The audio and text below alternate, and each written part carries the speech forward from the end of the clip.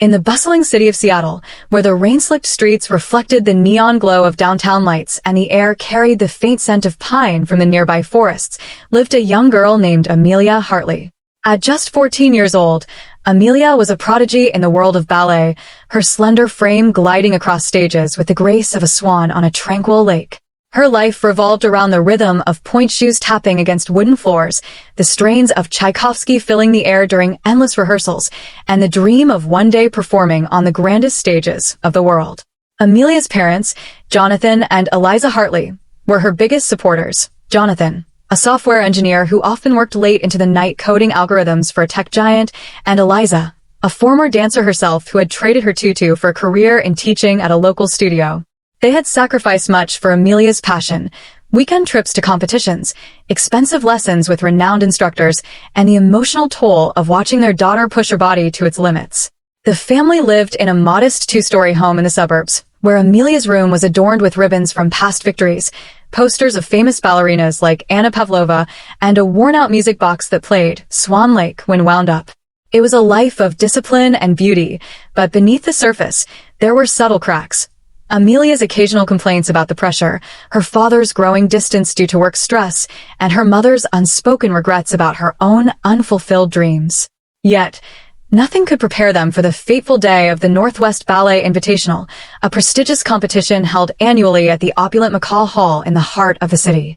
The competition was a spectacle of talent, drawing young dancers from across the Pacific Northwest and beyond. On that crisp autumn morning in October, the hall buzzed with excitement, parents adjusting costumes, coaches giving last-minute pep talks, and the scent of hairspray mingling with the polished wood of the stage. Amelia arrived early, her pink duffel bag slung over her shoulder, containing her custom-fitted tutu, a pair of broken-in pointe shoes, and a small locket necklace that had belonged to her grandmother, a token for good luck. She was scheduled to perform in the afternoon session, her routine a mesmerizing interpretation of The Dying Swan, a piece that demanded not just technical precision but emotional depth. As she warmed up in a side room, stretching her limbs and practicing pirouettes, she chatted with fellow competitors.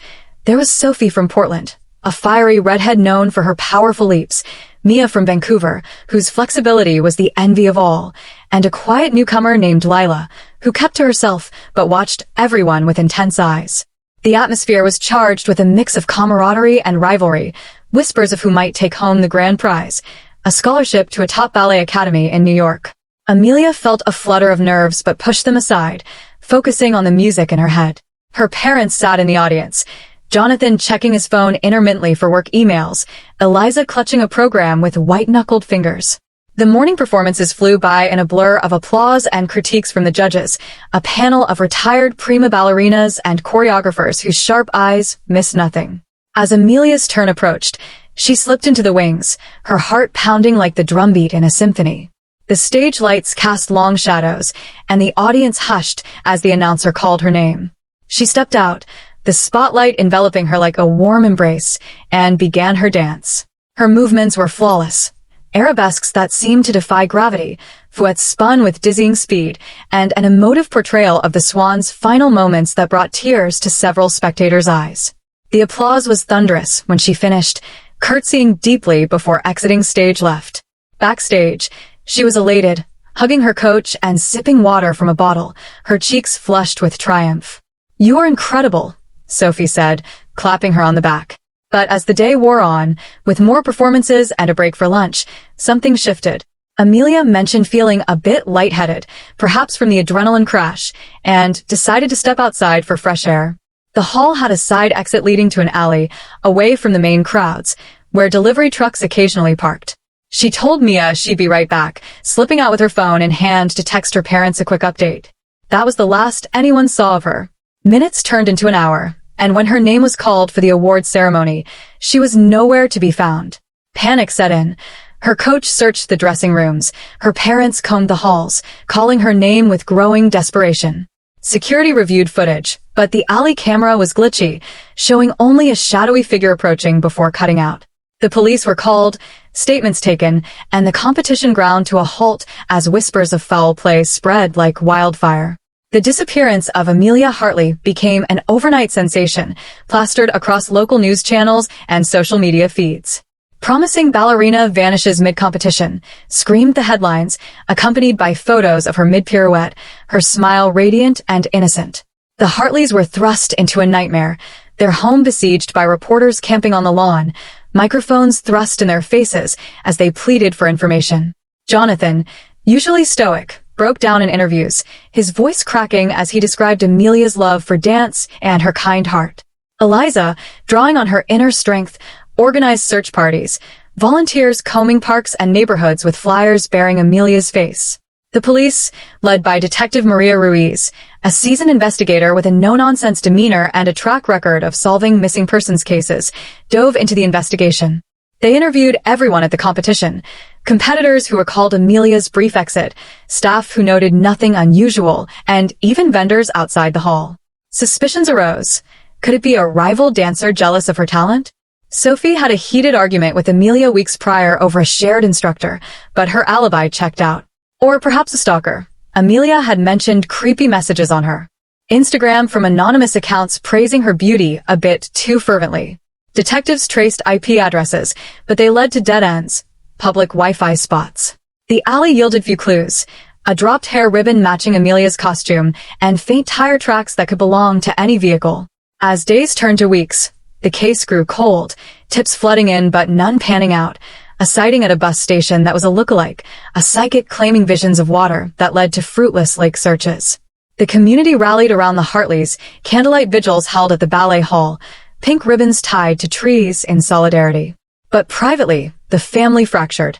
Jonathan buried himself in work, his code becoming an escape from the endless what-ifs, while Eliza quit teaching, spending hours poring over maps and online forums for similar cases. They argued late into the night, Jonathan accusing Eliza of pushing Amelia too hard, Eliza retorting that he was never present. Amelia's room remained untouched, her music box silent, gathering dust. Friends from school sent cards, but the void was immense. Meanwhile, Detective Ruiz pursued leads relentlessly, a suspicious van seen near the hall, owned by a local maintenance worker with a minor criminal record, but he had an ironclad alibi. Then there was Lila, the quiet competitor, whose background check revealed a troubled past, foster homes, a history of petty theft, but no concrete link. Months dragged on, the holidays a blur of forced cheer, New Year's resolutions centered on hope. Spring brought renewed searches, divers in the Puget Sound, but nothing. The media moved on to newer stories, the public's attention waning, leaving the Hartleys in a limbo of grief and uncertainty. Amelia's 15th birthday passed unmarked, a cake uneaten, candles unlit. It was as if she had pirouetted into thin air, leaving only echoes of her laughter and the faint scent of her favorite lavender perfume. Deep in the investigation files, Ruiz uncovered a thread. Amelia's phone record showed a text from an unknown number just before she vanished, reading, "Meet me outside, important." The number traced to a burner phone purchased at a convenience store, no CCTV footage available. This suggested premeditation, not a random act. Suspects multiplied. A disgruntled former coach fired for misconduct, a fan from online who attended the event. The FBI got involved briefly, profiling a possible abductor, male, 30 to 50, with a connection to the arts. But leads evaporated like morning mist. The Hartleys sought therapy, Jonathan admitting his neglect, Eliza confronting her vicarious ambitions. Support groups for missing children's families became their lifeline, stories shared of endless waiting. Summer arrived, 8 months since that fateful day, the city alive with festivals, but for the Hartleys, time stood still. Then, a break, not from police work, but from an unlikely source. At a landfill on the outskirts of town, where seagulls circled heaps of refuse and the air reeked of decay, a worker sorting recyclables stumbled upon something chilling. Buried amid trash bags and discarded appliances was a pink duffel bag, stained and torn, containing a tutu, point shoes, and a locket necklace. But more horrifying, wrapped in plastic, was a small, decomposed hand clutching a ballet ribbon. DNA tests confirmed it was Amelia's. The discovery reignited the case, but the paragraph ends here, the full horror unfolding in the next. The discovery at the landfill sent shockwaves through Seattle, ripping open the wounds of a case that had begun to fade from public consciousness. The pink duffel bag, once a symbol of Amelia Hartley's dreams, now lay in a sterile evidence room, its contents catalogued with clinical precision. The tattered tutu, the worn point shoes, the locket with its tiny engraved rose, and, most gut-wrenching, the severed hand still gripping the ballet ribbon. The Landfill, a sprawling wasteland on the edge of the city where the stench of rot mingled with the salty breeze from the Puget Sound, became a hive of activity. Forensic teams combed through heaps of garbage, their hazmat suits stark against the gray mounds, searching for more remains or clues to how Amelia's belongings ended up there. Detective Maria Ruiz, her jaw set with renewed determination, stood at the site, her boots sinking into the muddy ground as she coordinated with the crime scene unit.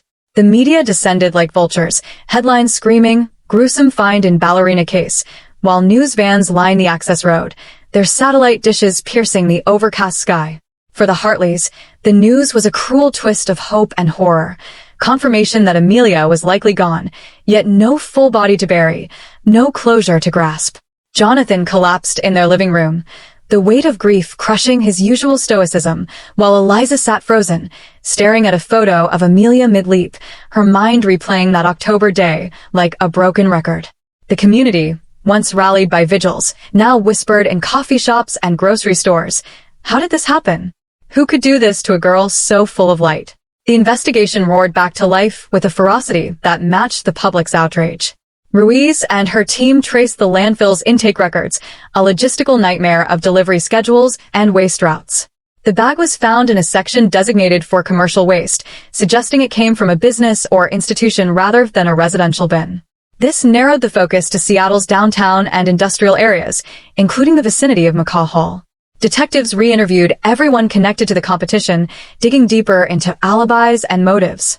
The maintenance worker with the van, Carl Thompson, was hauled in again. His record included a dismissed assault charge from years ago, and his job at the hall gave him access to the alley. But his time card showed him clocked out before Amelia's disappearance, and coworkers vouched for his presence at a bar that evening. Then there was Lila, the enigmatic dancer, now 16, who had moved to a new foster home in Tacoma. Her reticence during initial interviews raised flags, and Ruiz learned she'd been expelled from a previous dance school for threatening a peer. A search of her current residence turned up nothing. No pink ribbons, no connection to Amelia beyond shared stage time. Yet, Ruiz's gut nagged her. Lila's eyes, always watching, held something unspoken. The burner phone lead, meanwhile, hit another dead end. The convenience store's cash-only sale left no paper trail, and the clerk barely recalled the transaction. Forensic analysis of the hand revealed little. No fingerprints, no foreign DNA, only traces of soil and industrial grease, suggesting it had been moved multiple times before landing in the trash. Public pressure mounted, with online sleuths flooding X with theories, some outlandish, a cult operating in the city's underbelly, a serial killer targeting dancers, others more grounded, pointing to someone close to the competition. A hashtag Justice for Amelia, trended, alongside blurry photos from the event, users zooming in on faces in the crowd. One post caught Ruiz's eye, a grainy image of a man in a dark jacket near the alley, time-stamped minutes after Amelia's exit.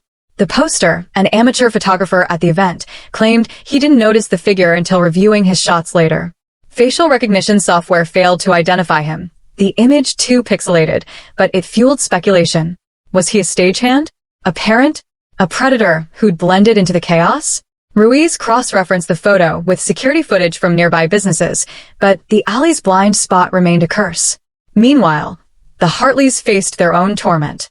Eliza, unable to sleep, began visiting the landfill daily, standing at the fence line, staring at the endless piles as if they held answers. Jonathan, guilt gnawing at him for every missed recital, joined a support group for grieving parents, his voice trembling as he shared memories of Amelia's laughter over Sunday pancakes. Their marriage teetered, love strained by blame and silence, yet they clung to a shared mission, finding the truth. Community support waned as fear crept in. Parents pulled their kids from dance classes, wary of unseen dangers. The forensic team's work at the landfill yielded a breakthrough, albeit a grim one. Amid the debris, they found a second item linked to Amelia, a single ballet slipper, its satin-stained but unmistakable, buried deeper in the same sector. Soil samples on the slipper matched those on the hand, hinting they were dumped together, possibly months apart from the initial disappearance. This suggested a calculated effort to dispose of evidence over time, pointing to someone with patience and access. Ruiz shifted focus to the hall's waste management system. McCaw Hall contracted a private company, Puget Waste Solutions, whose trucks serviced multiple downtown venues. A driver, Eddie Vance, emerged as a person of interest. In his late 40s, with a history of loitering complaints near arts venues, Eddie had a route that included the hall the day after the competition. His personnel file noted a warning for tardiness, and coworkers described him as a loner who often lingered after shifts. When questioned, Eddie was evasive, claiming he just drove the truck and saw nothing unusual. A search of his apartment found no direct evidence, but a notebook with sketches of ballerinas, some resembling Amelia, sent chills down Ruiz's spine. His alibi, home alone watching TV, was unverifiable. Still, without concrete proof, he was released, though Ruiz ordered surveillance, convinced he was hiding something. The Hartleys, meanwhile, grappled with the landfill's revelations. Eliza, driven by a mother's instinct, began researching waste routes, learning that commercial bins were often unsecured, accessible to anyone with nerve. She wondered if someone had used the hall's dumpster to hide Amelia's belongings, a thought that kept her awake, imagining her daughter's final moments. Jonathan, seeking action, hired a private investigator, a grizzled ex-cop named Ray Callahan, who dug into the competition's underbelly, rivalries, jealousies, even whispers of coaches exploiting young dancers. Callahan's interviews uncovered a rumor. A choreographer, Victor Klein, had been overly attentive to Amelia, offering private lessons that Eliza had declined. Klein, now teaching in California, denied involvement, his schedule placing him out of state during the key time frame. Yet, his name lingered in Ruiz's notes, another thread in a tangled web. As summer faded into fall, the case hovered on the brink of another stall, the landfill's secrets yielding no more body parts, only questions. Amelia's story, once a beacon of hope, now haunted Seattle, a reminder of how beauty could vanish in an instant, leaving only fragments in the trash. The investigation pressed on, Ruiz vowing to follow every lead, while the Hartleys braced for what the next discovery might reveal. As autumn leaves blanketed Seattle in shades of crimson and gold, the Amelia Hartley case took a darker turn, the landfill discovery serving as a grim catalyst that propelled the investigation into uncharted territories of human depravity. Detective Maria Ruiz, her face etched with lines from sleepless nights poring over case files in her cluttered office overlooking the bustling precinct, felt the weight of the city's expectations pressing down. The severed hand and ballet slipper had been analyzed exhaustively. The hand showed signs of post-mortem dismemberment with a sharp blade, possibly a surgical tool or hunting knife, and the slipper bore faint traces of chloroform residue, hinting at abduction rather than a voluntary departure. This elevated the case from missing person to homicide, drawing in the FBI's Behavioral Analysis Unit, whose profilers painted a portrait of the perpetrator. Intelligent, organized, with a fixation on youth and beauty, perhaps a collector of mementos from his victims. Ruiz coordinated with Agent Harlan Crow, a tall, bespectacled man with a southern drawl and a knack for reading crime scenes like open books. Together, they revisited the landfill, now cordoned off with yellow tape fluttering in the wind, excavators carefully sifting through layers of refuse under floodlights that turned night into day. Workers grumbled about overtime, but the air was thick with tension. Everyone knew another find could crack the case wide open. Media helicopters hovered overhead, their rotors chopping the air, while reporters shouted questions from behind barriers. Any more body parts? Is there a serial killer on the loose? The Hartleys, informed via a somber phone call, arrived at the precinct, their eyes hollow from grief. Eliza clutched Jonathan's arm, whispering, "What if there's more? What if we find her? All of her?" The couple met with Ruiz, who laid out the new evidence gently, but the images, sterile photos of the hand on a lab table, elicited sobs that echoed through the sterile halls. The surveillance on Eddie Vance, the waste truck driver, intensified. Undercover officers tailed him through his mundane routine, early mornings at the depot, where he loaded bins with mechanical precision, afternoons driving routes that snaked through the city's underbelly, evenings alone in his dingy apartment above a laundromat in a rundown neighborhood.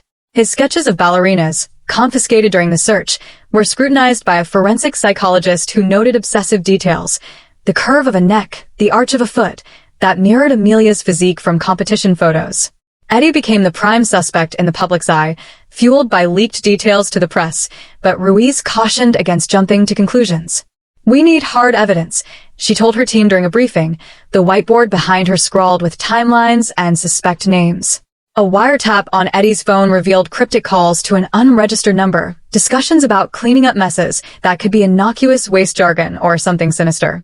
Agents posed as maintenance workers to bug his truck, discovering a hidden compartment under the seat containing gloves stained with what lab tests confirmed as human blood traces, though degraded and not yet matched to Amelia.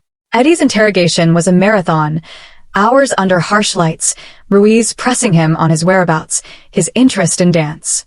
He cracked slightly, admitting to watching performances from afar, admiring the art, but denied any involvement. "I pick up trash, not kids," he snarled, his hands trembling as he signed a statement. Released on bail, he vanished 2 days later, his apartment emptied, triggering a manhunt that spanned the state. Billboards with his face dotted highways, tips pouring in from as far as Portland, sightings at motels, a man matching his description buying bleach at a hardware store. Meanwhile, the online frenzy escalated, #Justice for Amelia evolving into a digital witch hunt. Armchair detectives on forums like Reddit's r/unsolved mysteries dissected every detail, some doxing innocent bystanders, others crowdsourcing funds for the Hartleys' private investigator, Ray Callahan. Callahan, with his trench coat and perpetual 5 o'clock shadow, delved into the ballet world's shadows. He interviewed former competitors, uncovering a web of envy and exploitation, coaches demanding favors for spots, parents bribing judges, dancers using performance enhancers. One lead pointed to Victor Klein, the choreographer who'd pursued Amelia. Though alibied in California, Callahan flew south, confronting Klein in his sunlit studio amid twirling students. Klein, suave with a manicured beard, admitted admiration but claimed it was professional. "She had potential," he said, eyes darting.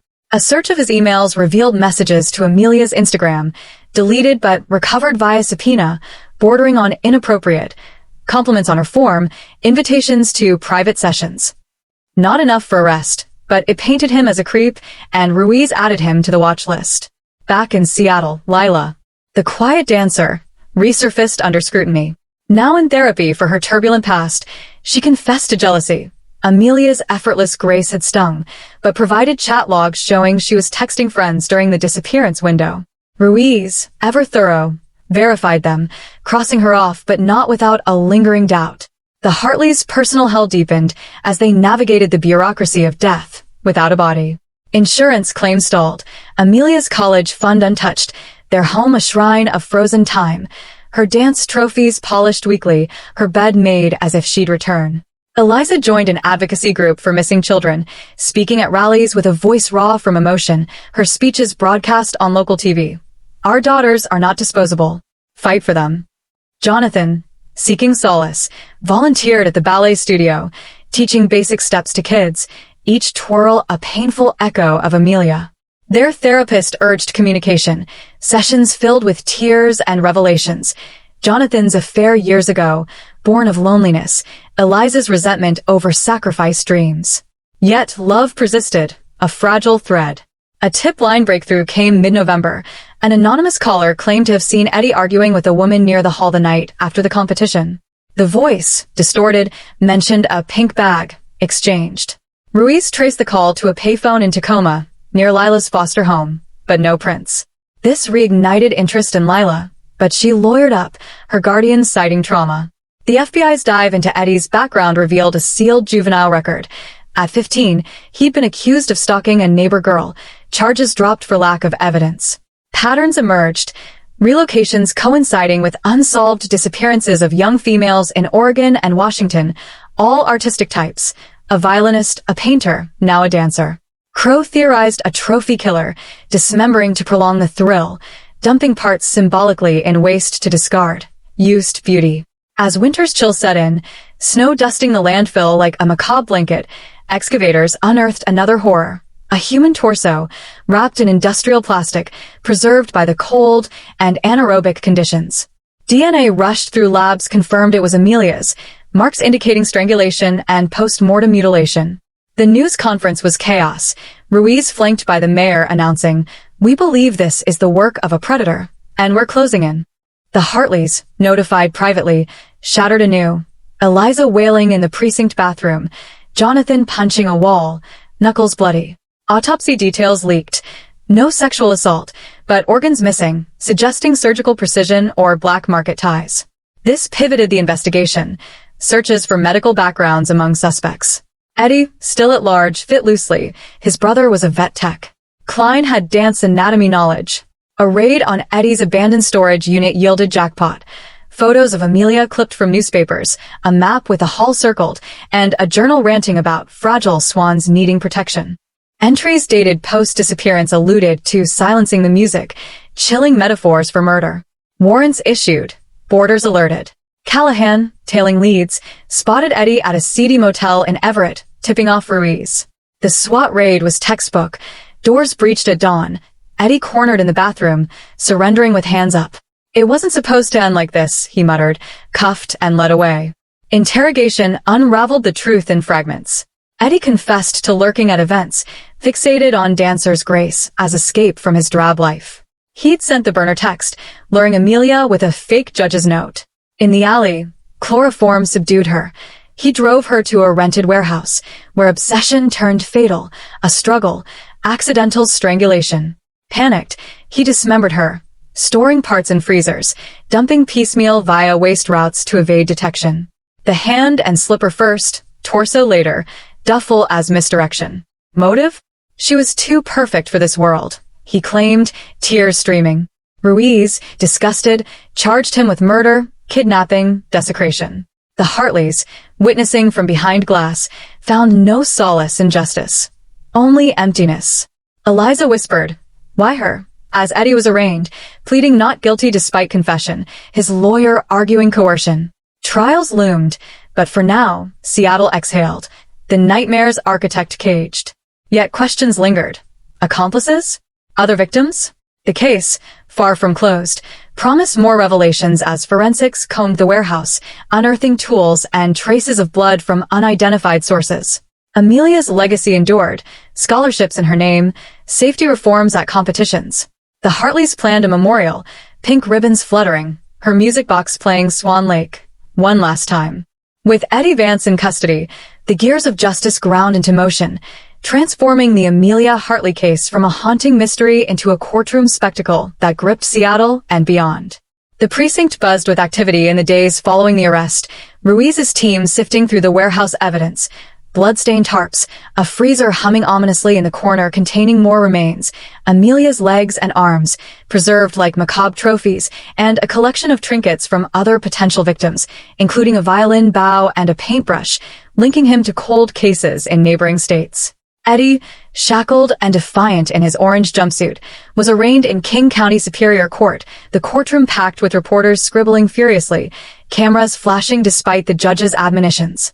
His public defender, a harried young attorney named Lena Ortiz, argued for suppression of the confession, claiming sleep deprivation and coercive tactics, but Judge Harlan Graves, a stern veteran with a reputation for no-nonsense rulings, denied the motion after reviewing tapes showing Eddie waiving his rights. Bail was set at an astronomical $5 million, far beyond Eddie's means, ensuring he rotted in remand as the prosecution built their case. District Attorney Carla Benson, a formidable prosecutor with a string of high-profile convictions, took the lead, her opening statements painting Eddie as a shadow predator who preyed on artistic souls to feed his twisted fantasies. The Hartleys attended every hearing, seated in the front row, Eliza's hand clasped in Jonathan's, their faces masks of stoic resolve amid the emotional turmoil. Whispers rippled through the gallery, sympathy for the family, revulsion at the details emerging, how Eddie had stalked Amelia online for months, creating fake profiles to befriend her, culminating in the burner text that sealed her fate.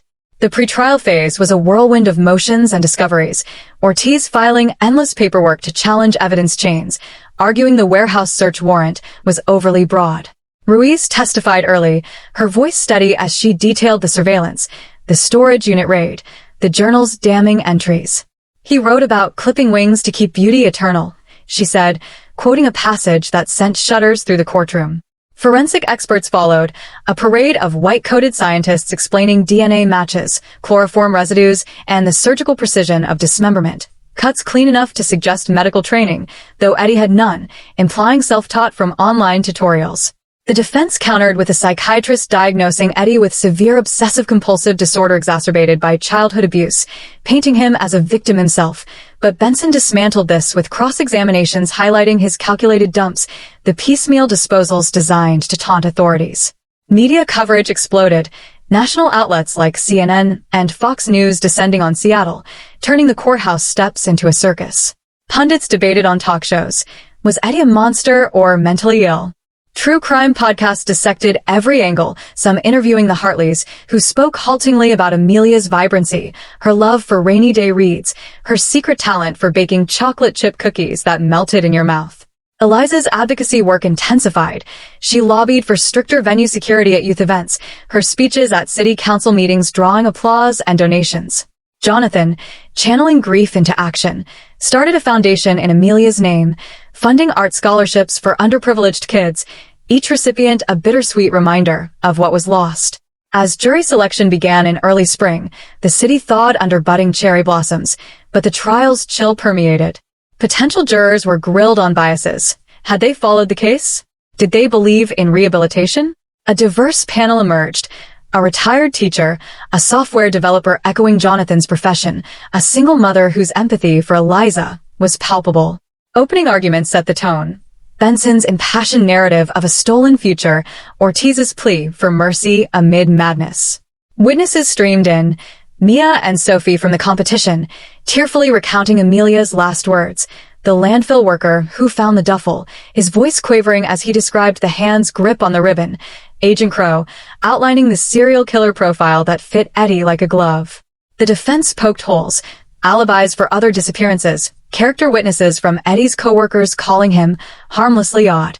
But the bombshell came mid-trial, a surprise witness, Eddie's estranged sister, Tanya Vance, testifying remotely from Idaho. With trembling hands, she revealed childhood horrors, their father's violence, Eddie's protective role that twisted into control. He collected broken things, she said, alluding to dolls. He'd mutilate and fix. Benson seized on this, arguing it foreshadowed his crimes. The Hartleys endured graphic testimony, Eliza excusing herself during autopsy photos, Jonathan gripping the bench until his knuckles whitened.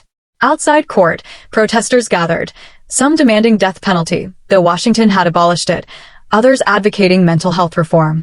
Online, #FreeEddie trended briefly among conspiracy theorists claiming frame-up, countered by #Amelia's voice amplifying survivor stories. Cross-examinations turned brutal, Ortiz grilling Ruiz on surveillance legality, suggesting planted evidence, but Ruiz held firm, her integrity unchallenged. Eddie's turn on the stand was pivotal. He took the oath shakily, his once evasive eyes now hollow. Under Benson's barrage, he reiterated his confession but with twists. It was an accident. She fought back, I panicked.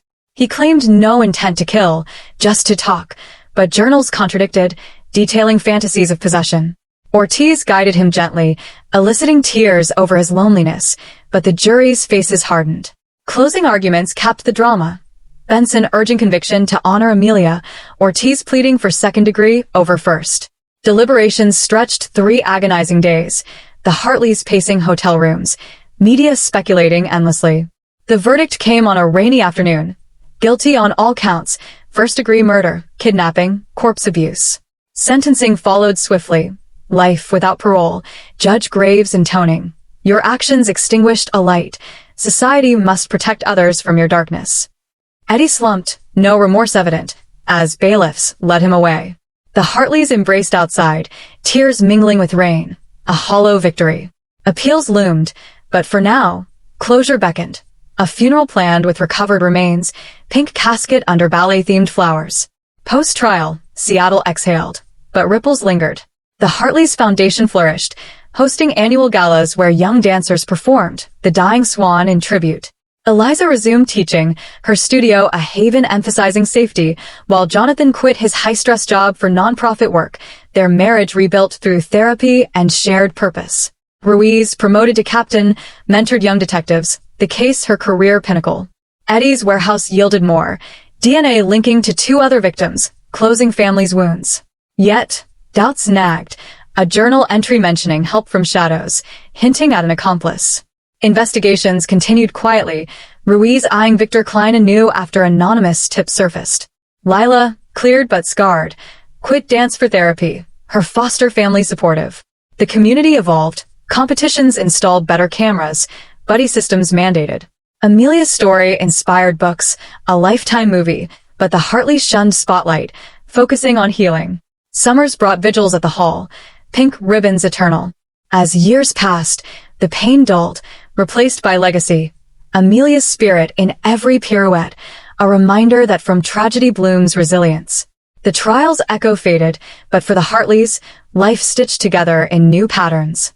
Jonathan and Eliza traveled, scattering Amelia's ashes at favorite spots, the Olympic Peninsula's misty forests, where she'd hiked as a child, New York's Lincoln Center, symbolizing unfulfilled dreams. Back home, they adopted a rescue dog, a bouncy lab named Swan, whose antics brought laughter absent too long. Eliza's classes filled with eager students, one prodigy, young Mia inspired, earning the Amelia Scholarship. Jonathan's foundation expanded nationally, partnering with arts organizations. Ruiz's team cracked the accomplice angle, a former co-worker of Eddie's, arrested for aiding disposals, motivated by debt. His confession sealed loose ends, no more shadows.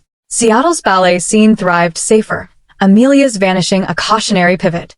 The family found peace in small joys, holiday gatherings, Amelia's music box winding occasionally, its melody a gentle haunt. Grief evolved, not vanished, but woven into life's tapestry, a testament to love's endurance.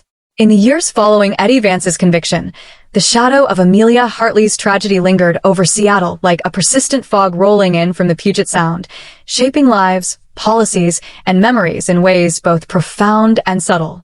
The Hartleys, once a family defined by their daughter's radiant presence, navigated a new reality where grief was a constant companion, not a visitor. Eliza, with her dancer's poise now tempered by sorrow, threw herself into advocacy with renewed vigor. She testified before state legislatures, her voice steady as she pushed for Amelia's Law, a bill mandating enhanced security at youth arts events, including mandatory background checks for staff, real-time GPS tracking for participants, and anonymous tip lines integrated with venue apps.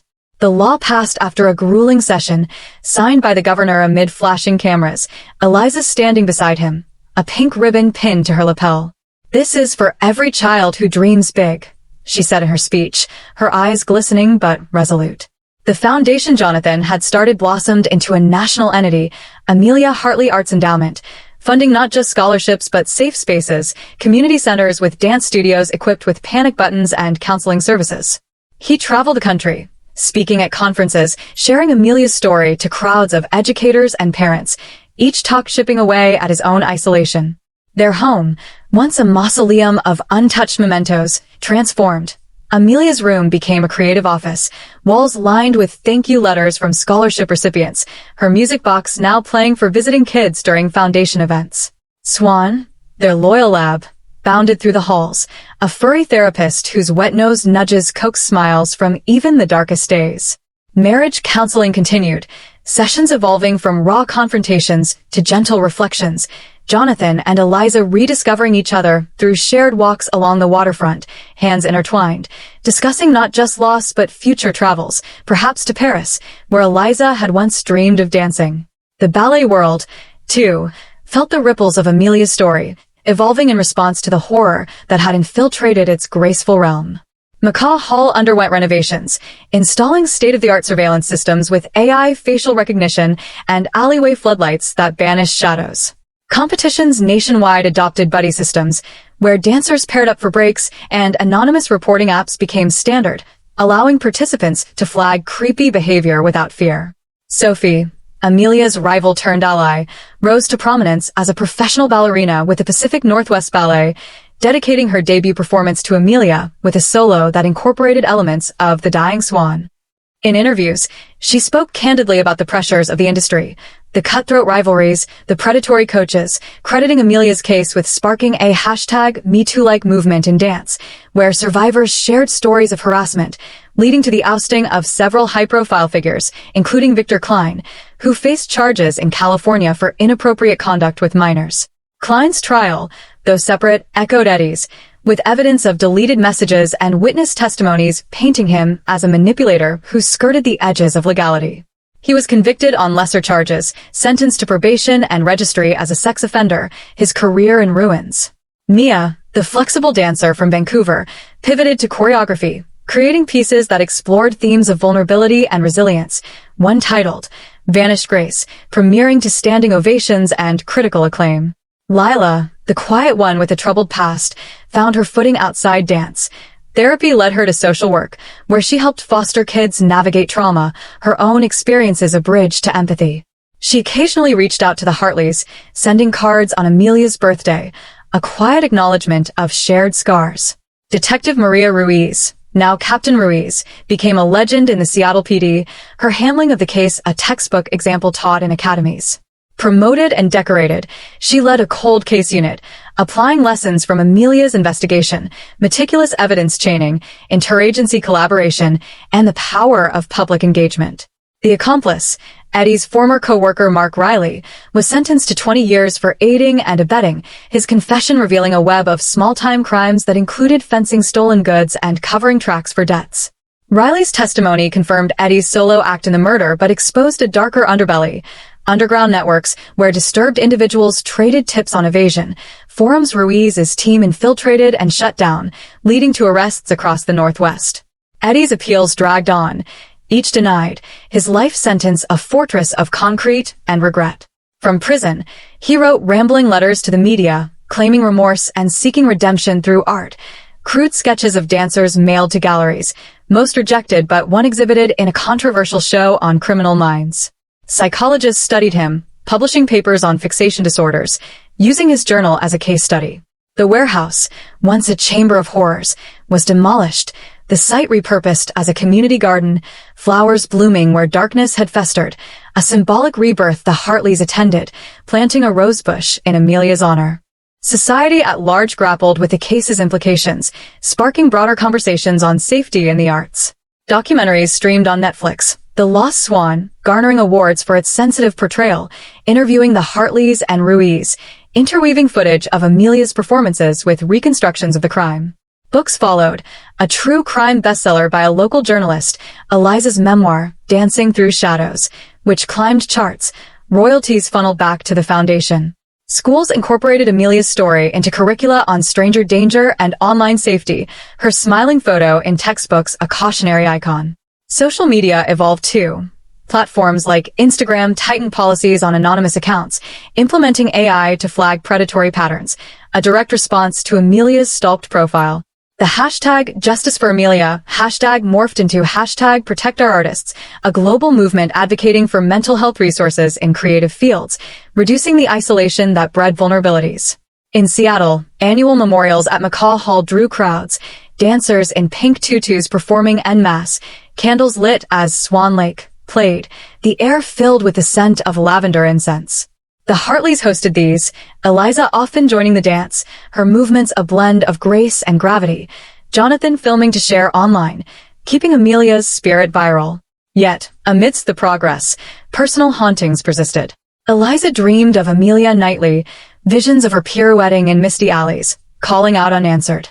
Therapy helped, but some nights she wandered the house, winding the music box until dawn. Jonathan battled guilt, second-guessing every parental decision, but found solace in mentoring foundation kids, one boy's awkward leaps reminding him of Amelia's early stumbles. They conceived unexpectedly, a late miracle. Baby girl named Rose after the locket engraving, her cries filling the home with new life, a bridge between past and future. Rose grew amid stories of her sister, photos on walls, learning ballet steps on tiny feet, Eliza teaching her with gentle hands. The family traveled to New York, watching Rose audition for the Academy Scholarship Amelia had dreamed of, tears flowing as she was accepted. Seattle changed. Landfills implemented stricter monitoring, waste trucks GPS tracked, alleys in arts districts patrolled. Other cases resolved in Amelia's wake. The violinist's family found closure through matched DNA, the painter's remains discovered in a similar dump, Eddie's network crumbling under scrutiny. As decades unfolded, Amelia's legacy endured, a beacon in the fog. The Hartleys aged gracefully, gray hairs and laugh lines mapping their journey.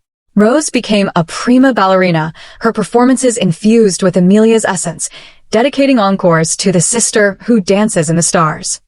Ruiz retired, writing a book on investigative resilience, crediting the case with her life's purpose. Eddie died in prison, forgotten but for case studies. The story, once a wound, healed into a scar, stronger tissue, a reminder of fragility and fortitude. In quiet moments, Eliza and Jonathan sat by the sound, watching waves, feeling Amelia's presence in the wind's whisper, her vanishing not an end but a transformation, inspiring a world to hold its dreamers closer.